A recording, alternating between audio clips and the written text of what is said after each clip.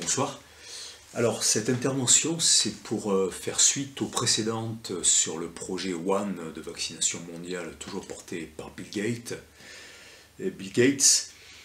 et aussi suite à un très beau dialogue qu'il y a eu entre Jean-Jacques Crèvecoeur et Thierry Casasnovas en début de semaine, où il y a eu quand même un détail sur lequel je voulais réagir parce qu'on est dans une situation, on voit bien qu'il y a vraiment cet ordre du monde, ce nouvel ordre qui est là. Ouais, je veux dire, il ne faut plus avoir peur des accusations de conspirationnisme. Il a été annoncé par les personnes qui sont toujours au pouvoir et tout le démontre, hein, depuis des années, et dans le monde après-virus que l'on projette. Mais il faut faire très attention dans la façon dont on s'exprime actuellement pour cette union qu'on doit faire de toutes les forces vives, de toutes les bonnes volontés pour imaginer un monde de demain. Et donc c'est le sujet de cette intervention. Dans le passé, bien sûr, il y a eu des actions qui ont été faites, comme le Front Populaire, le Conseil National de la Résistance.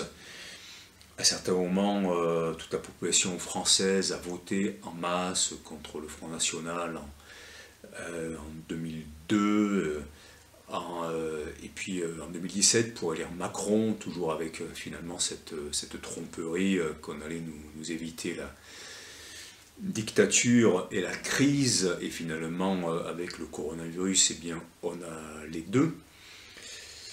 Et donc il y a vraiment actuellement l'espoir d'une réaction de toute la population pour se sortir d'un modèle qui a démontré à quel point il était dangereux et à quel point ceux qui le portaient étaient incompétents, étaient dangereux et aussi mal intentionnés.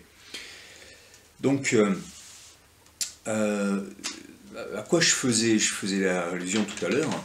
Eh bien, je faisais allusion à cette interview de Jean-Jacques Crèvecoeur et Thierry Casasnovas, où, à un certain moment, ils citent un excellent, je reprends leur terme, historien des religions, qui s'appelle Youssef Indy, et qui démontre à quel point le pouvoir mondial, aujourd'hui, cherche à réaliser en direct les prophéties de l'Apocalypse.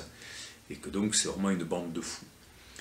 Donc je me suis dit, oulala, ça m'intéresse beaucoup, je vais contacter cet historien des religions, et là je tombe donc sur le site d'Égalité et Réconciliation, et sur le site personnel de Youssef Indy, et eh bien je remarque qu'il y a quand même un discours qui épouse énormément celui de ce mouvement Égalité et Réconciliation, et qui fait l'impasse sur certains pays, comme l'Iran et la Russie, qui traditionnellement sont vus comme eh bien des alternatives qui s'opposent à la mondialisation américaine. Alors avec Bush c'est différent, mais avec la mondialisation économique, Israël et l'Arabie Saoudite et tous ceux qui sont en leur service avec l'Europe.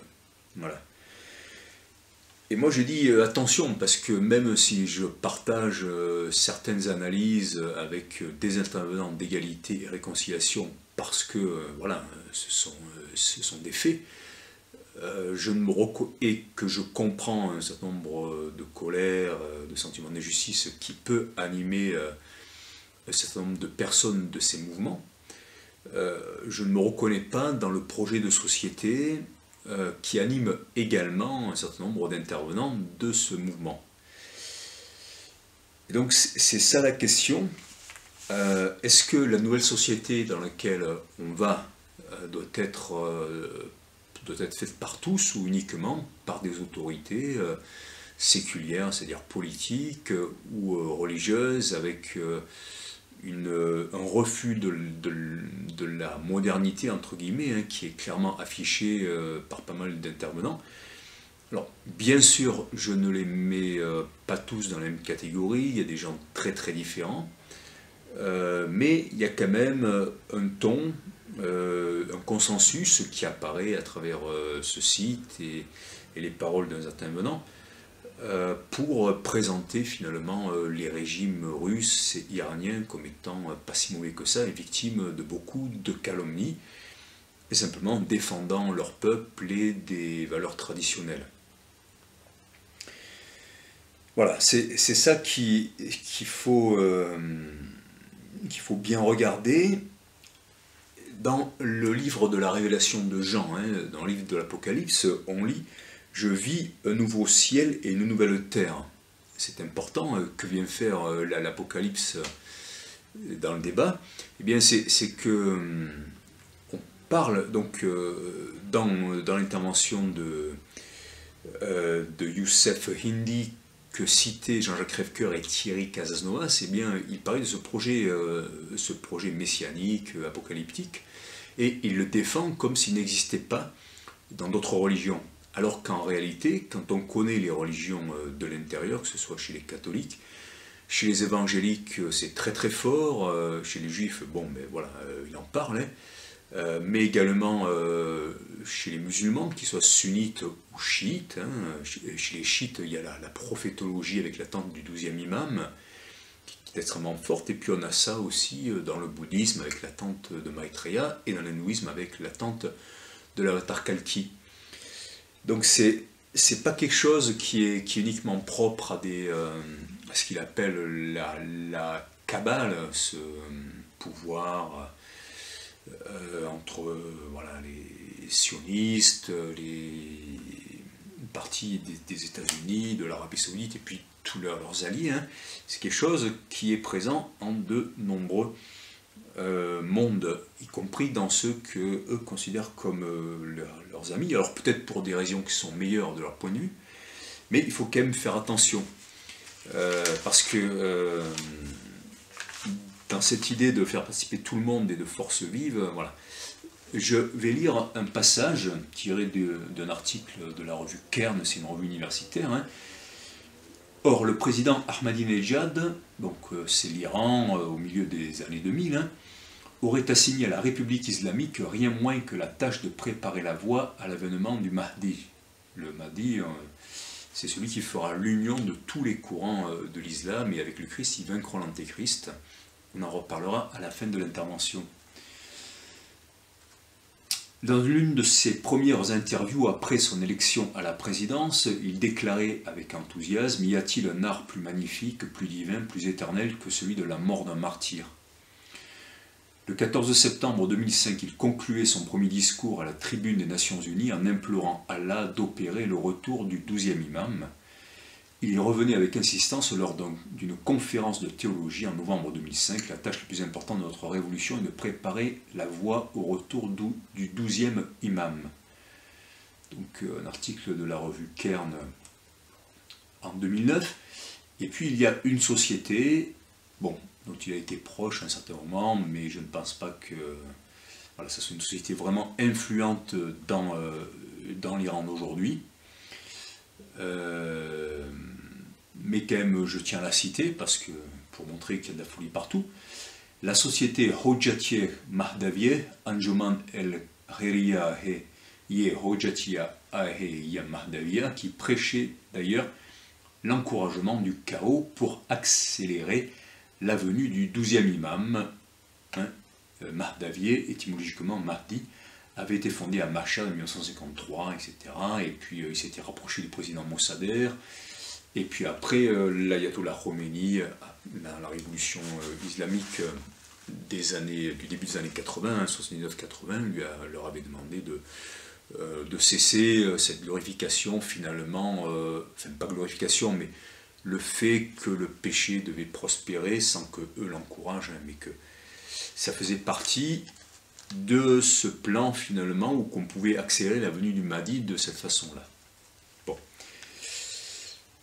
Je voulais insister sur ça, et mon but, c'est vraiment pas de diviser ceux qui ont en commun de refuser la marche en avant ou la marche vers l'abîme du mondialisme, mais de ne pas être récupéré et de faire en sorte qu'on soit prudent, parce qu'on a besoin de rassurer tout le monde, tous ceux qui sont des gens de bonne volonté, qui veulent avoir une place dans le monde qui vient, avec leur liberté d'expression, de parole, de vie, de déplacement, de choix, de se marier ou pas, même le choix de sa sexualité, tout ça. Voilà. C'est pas en allant vers des régimes qui en grande partie, je vais le démontrer, sont réactionnaires, qu'on va aller vers un monde nouveau.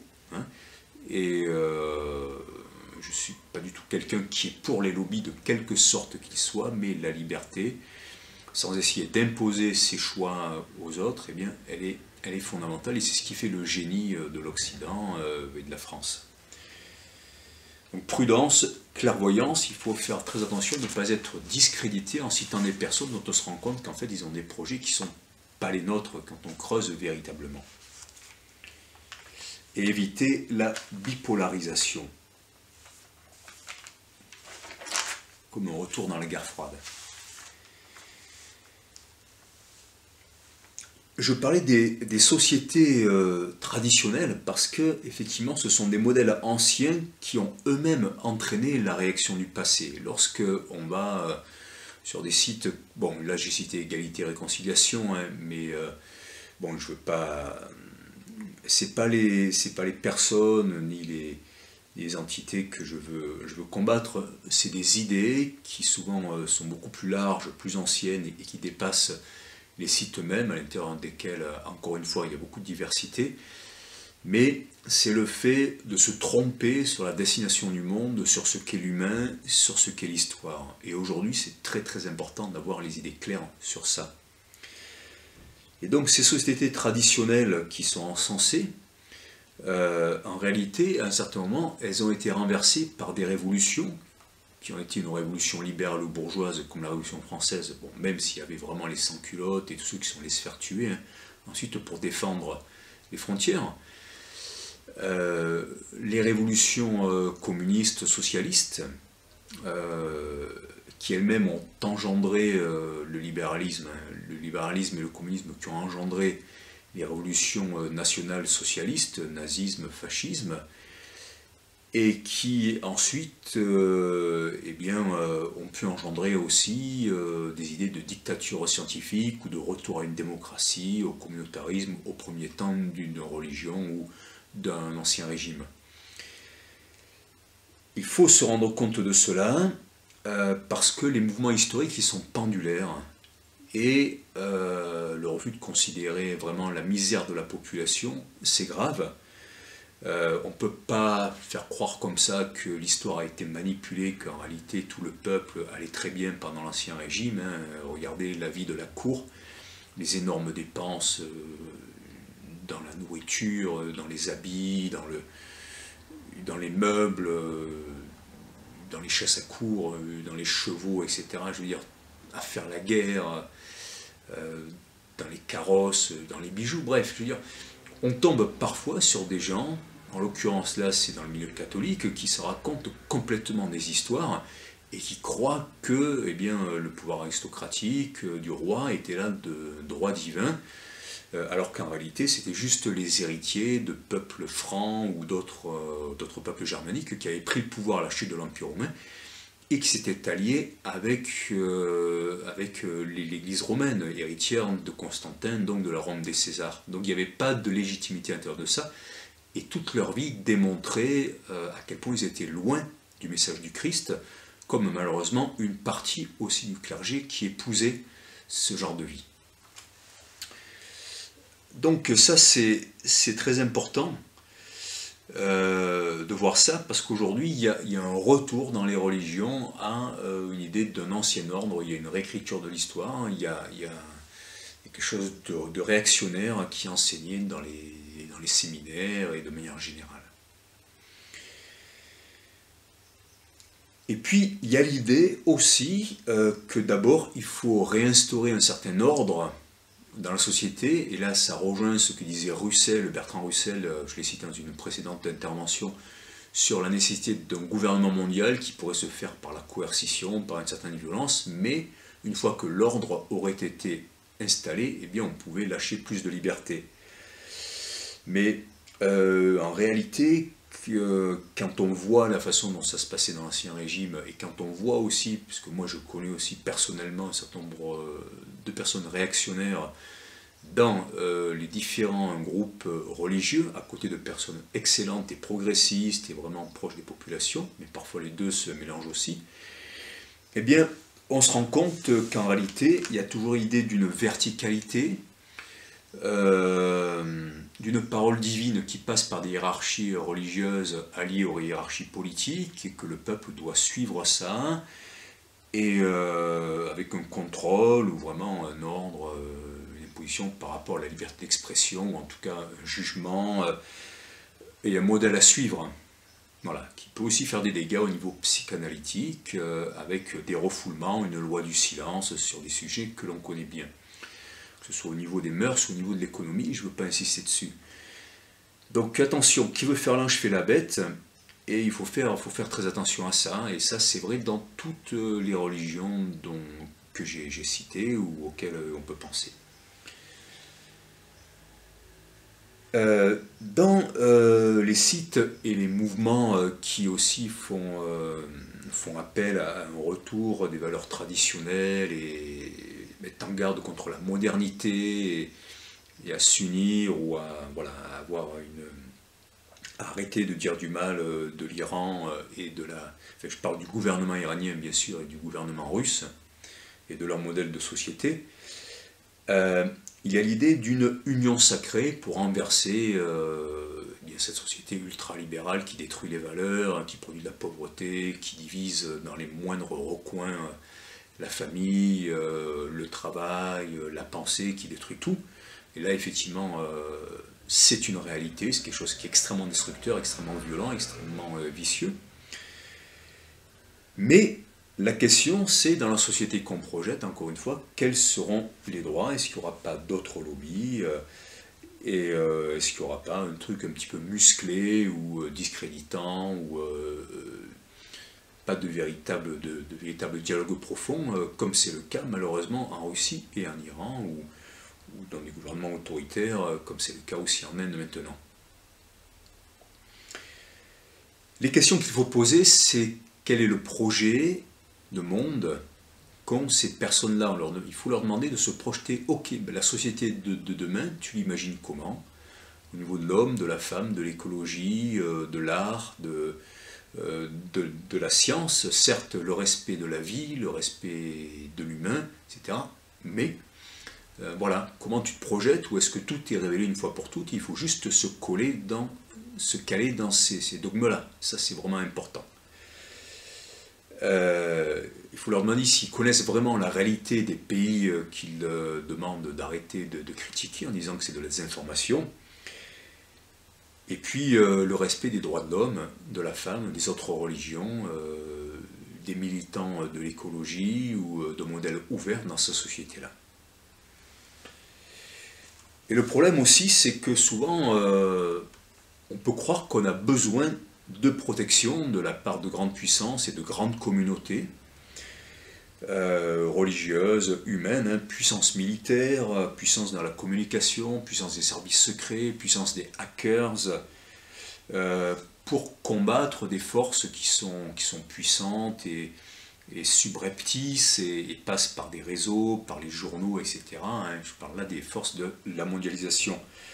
Mais moi je dis non, on n'a pas besoin d'eux, on n'a pas besoin non plus de l'autre camp, de celui de la mondialisation ultralibérale. Il est tout à fait possible, avec toutes les forces vives, toute l'intelligence, tout le cœur qu'il y a en France, tous les hommes de bonne volonté, tous ceux qui sont prêts à réveiller un bon patriotisme, allié avec tous les bons patriotismes du bon pour une société faite vraiment de respect de tous les peuples, donc un sens de l'humanité simplement, du génie de sa propre culture allié avec les autres cultures. Bien, il est tout à fait possible d'imaginer complètement autre chose tout en restant un État souverain. Et si on choisit l'un des deux camps, et bien dans un cas comme dans l'autre, on sera soumis à ces deux camps. Et on risque bien d'avoir en partie ce qui se passe là-bas et voilà, et ce qu'on que l'on dénonce finalement dans notre société, c'est-à-dire un manque de liberté d'expression et un modèle unique. Voilà. Donc il y a souvent vraiment cette méconnaissance de la réalité de ces pays-là, ou bien la dissimulation par intérêt, par déni ou par volonté d'imposer son modèle, et là il faut faire très attention.